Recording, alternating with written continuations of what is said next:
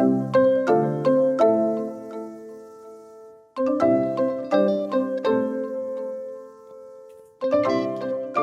guys, I'm Lisa. And I'm Natasha. And we were wondering, are you free for coffee? Welcome. Okay. This is gonna be good. This is from Bold, which I think is a magazine, and we have used them before for topics. This is 15 things divorced people wish they understood sooner. So this is a cautionary tale. If you're not yet married, you can kind of... I thought you were going to say if you're not yet divorced. No, if you're not married, if you're... Yeah, I mean, by then it's too late. 1, good communication is not everything. So they're saying, oh, sorry. Who's that? Who is that? I don't know. Big nosy. Okay, sorry. Okay. You often hear that communication is the cornerstone of a good relationship. While it's true that being able to talk openly and honestly is crucial, it's not a cure-all. Many divorced people realize too late that they were talking but not really listening. Ooh. Active listening is an underrated skill. And then also, you can talk, but if the other person is not willing to compromise or to address the issue, it doesn't matter. Everybody talking, we communicate. I'm listening. I understand. You understand, but everybody doing nothing. Ask me how. So it's action. It's the action. Yeah. What's the follow through? Right. Like? So the really talking about it. Ooh. I mean, that's cool, but okay. 2, financial independence and honesty is everything. Everything. Yeah, so financial independence can be a touchy subject, but it's crucial for everyone in a relationship. Many divorced people wish they had maintained some level of financial autonomy. My hand is raised. Being financially reliant on your partner can create a power imbalance, which can lead to resentment on both sides. Understanding your financial situation and being able to manage your own expenses gives you options. Little ass money. Now, y'all know we've talked about that. Money. Just have a little ass money on both sides. Everybody need to have a little. Everybody, Yep. And I married young. She married young. We didn't know. Things were different. It's just different. But what we at this age, I'm going to say this. Yeah, it just everybody needs their own. So, and maybe a his, hers, and ours. If that's your relationship, if you're married or you have a life partner that you have an account that pays everybody contributes to, and that pays your joint expenses. But everybody still has their own. That might be, I don't know. No, I mean, that's good for other people. Yeah. I personally don't believe in having really any just joint. have your own. Yeah. I need my own I feel house, like it's too my easy. Own bathroom, my own everything. But if you don't, that's something to think about. It is. 3, love isn't always enough.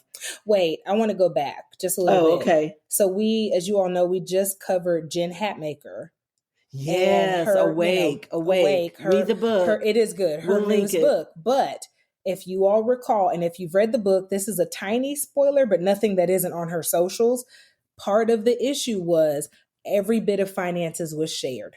And she had no idea how much of the money that she had contributed with him controlling it. Well, so, and women abuse it too. So women abuse it too. This isn't a sexist thing. No. Yeah. I'm just saying because in that case it was him that was controlling. But it happens when women do it too, doing some shady stuff with it. But it could be either. So let's say, and this is me making up a number, guys. This is just for the sake of the illustration. Maybe he was contributing 30 to 40%. Well, she was contributing a good 60 to 70%.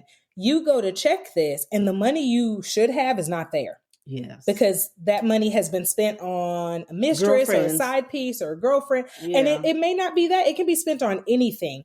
I just personally feel like there are so many money sharing apps and ways. You've got Zelle and Cash App and Venmo and all these other ways where we can split something, go in on something. You need to always have your own personal account. I'm not saying don't have a joint account with someone. I'm going to tell you, Natasha will not. I will never. And you know what? But you need to have your own. A lot of times there's a parent staying home with young children. And that's so hard. It's a hard season. It's hard work. It is. And that's 2 full-time jobs. I would advocate for you advocating for yourself, as this is a job. And I need money. I need, this is a position. And if I wasn't doing this, I'd be earning. That I would be, you'd have to pay somebody to do this. So that's something to work. That's a talk. It is. That's a talk before you get married. And things happen because you could have a special needs child. You could have a child that just needs some extra attention. That someone else really can't do. You can't expect them to do it. So there needs to be, your partner needs to be down for that, and realizing that's a valuable asset for your relationship and your family, because you're contributing. You are contributing big time. So but I went back to that one because I thought about reading that in Jen's book. Oh yeah. And that's in there. We know people who've lived that. So many people. And then get cheated out of, a lot of times during a divorce, people get cheated out of things, and it's, just ignore my face. You need to know the ins and outs of your finances. Yes, you do. And the best way to maintain that is when you have your account, you know what's coming and what's going. When you share an account with someone, you don't always know. You don't keep up, and goings, and you're hoping that they keep up with it. And sometimes, okay. 3, love isn't always enough. What did Tina say? Now, how many movies have we seen where they love each other and it just is not working? What's love got to do with it? That's what Tina said. So, you can love someone and you're just not. You're not compatible, or you're not aligned. You don't have the same goals. You have different goals. You're incompatible. You have conflicting beliefs. Yes. Conflicting, religious expectations and beliefs. There are all kinds of things. Didn't we talk about this?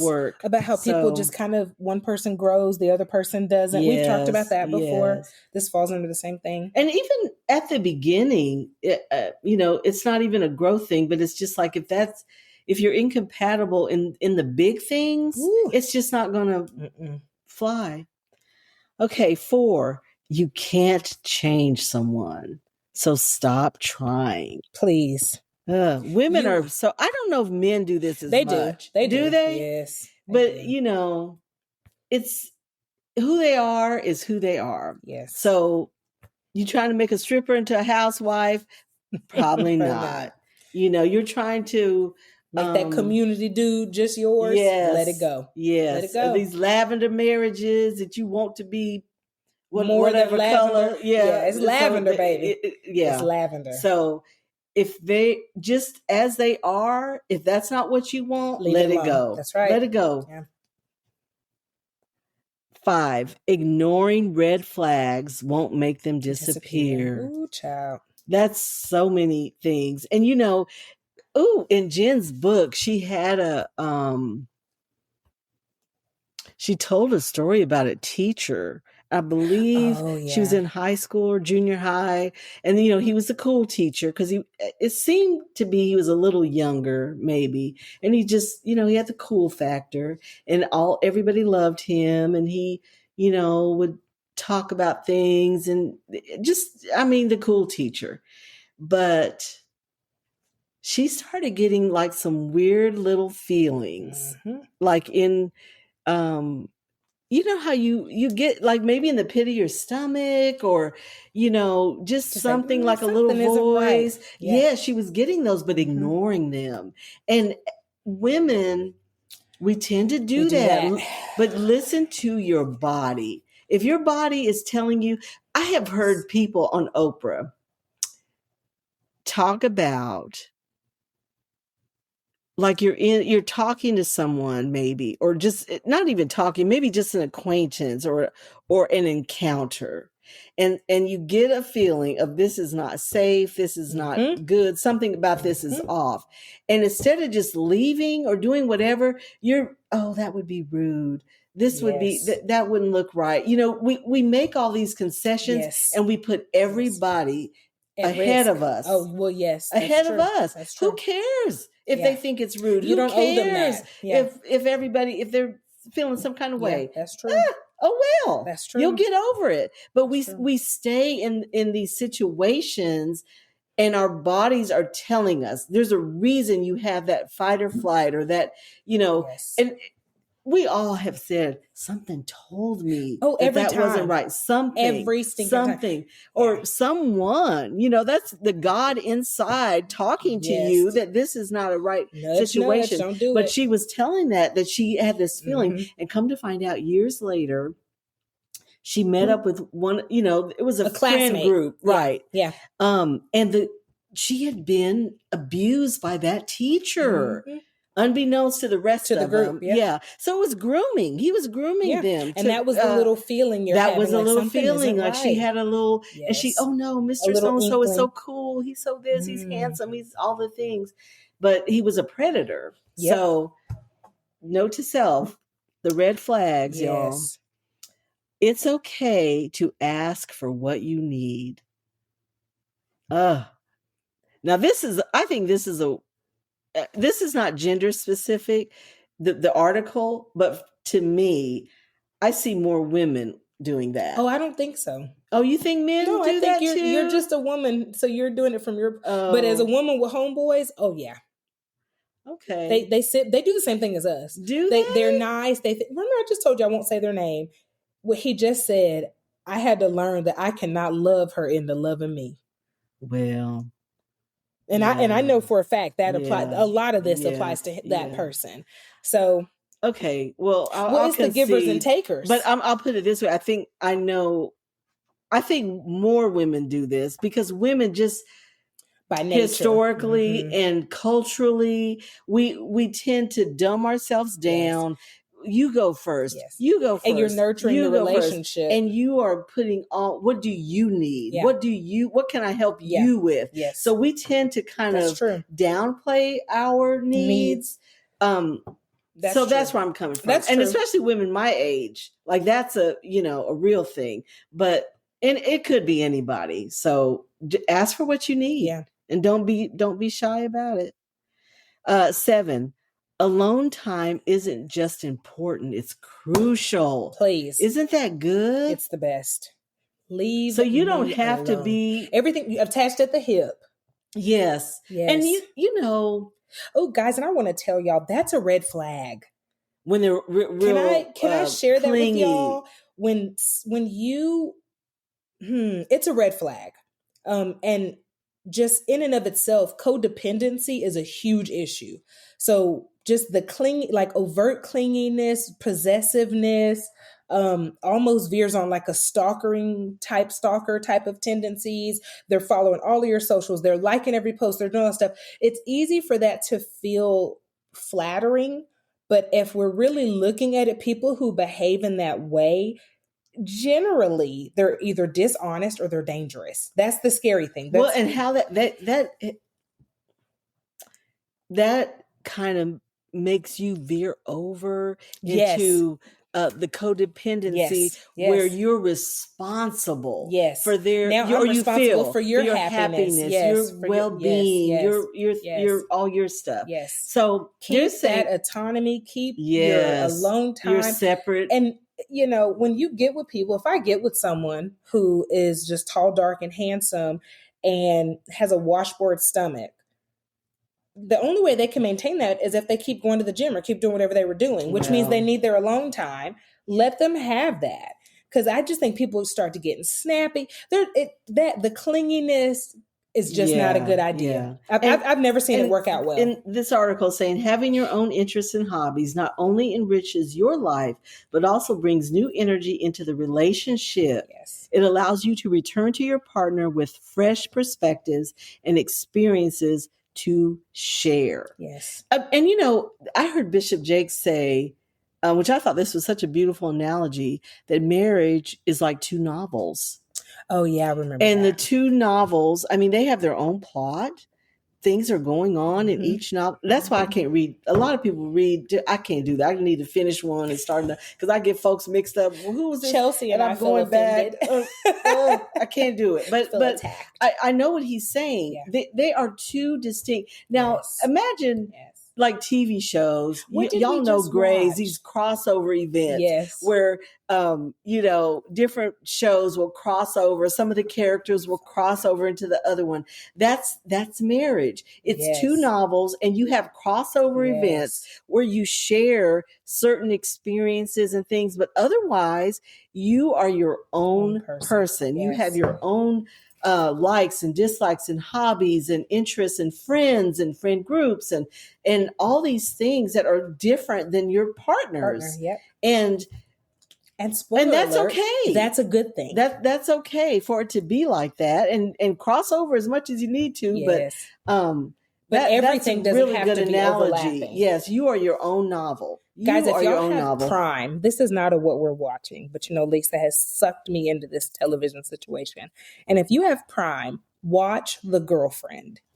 It is such a good example of different, novels. Of crazy. Of that. Well, it's a great example of crazy. No, that's not my point. From all directions. But it's the overlap. Like one moment you kind of hate the girlfriend, like, I can't stand her. But then you see it from another side.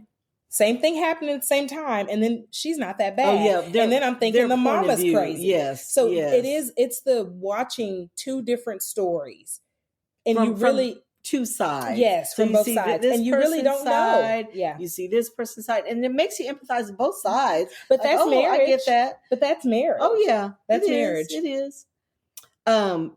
8, the little things add up to the big issues. Someone told me that. I think the little things are that's what blows it up. It is, because the big issues, if you're got any kind of sense, like the one we were saying, if you're not compatible, maybe different religions, and I'm not saying some of that can't be resolved, but if you've gotten to that point, we've resolved that. We hit on the big things, where we want to live. We want kids. We're this religion. So the big things are worked out. So it is the little things that blow it up. Because that's the little things that nip at your heels and don't get solved. And the little,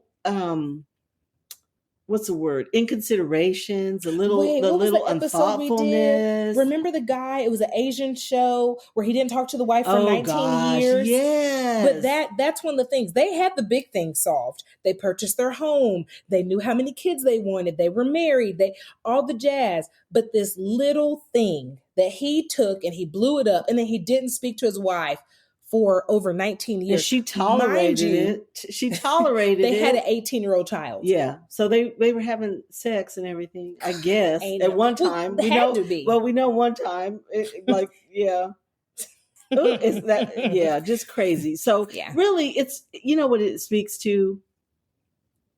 Treat your significant other like you treat your friends. I hope. Now, if you're not, then you probably don't have, because I know women that don't do it. That's you're right. Thoughtful. You're considerate. Yes. You remember their birthday. You remember important things that are going on with them. You check in with them regularly. How are you doing? How's your day?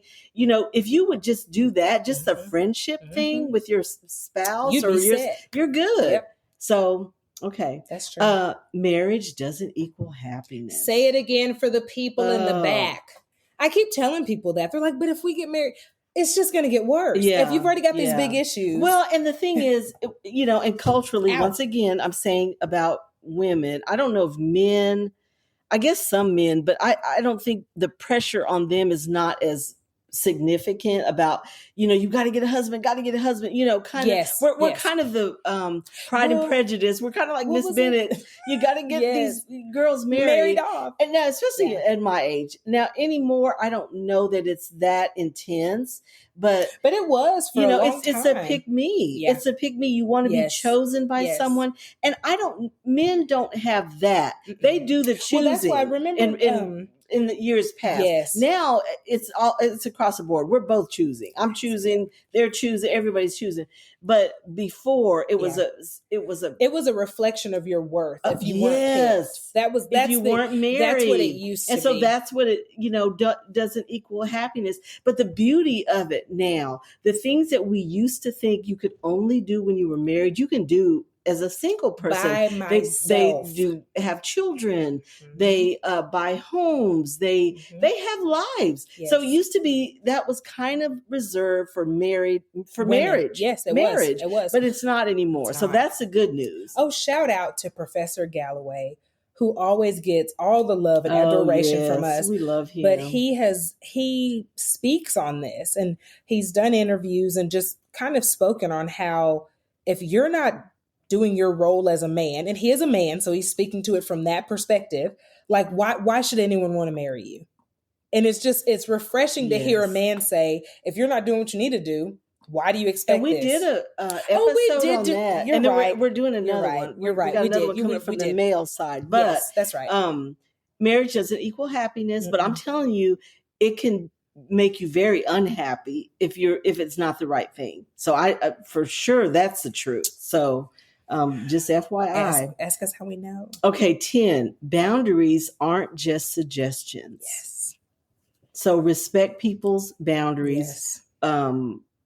And that's on both sides. That's that's all across the board. The way. Mm-hmm. And that in every relationship, not just marriage platonic or and everything. Otherwise, boundaries are boundaries. I agree. 11. Conflict is inevitable, but fighting isn't. So you don't have to fight to every altercation you get invited to. You know what I mean? You can just decline, like, thanks for the invite. I'm going to pass. At this time, I'm not engaging in that. So you don't have to fight. Now, we all know those couples that love to fight and make up. I mean, that's just their dynamic. It's what they do. But if you're not them, because I think those people, that's their gig and they like it. It is. But if that's not you, there's a way you can take a beat. I need to take a walk around the block. Mm-hmm. I need to go run, get some milk. And when I come back, I'll be ready to talk to you. Yeah. So you don't have to fight.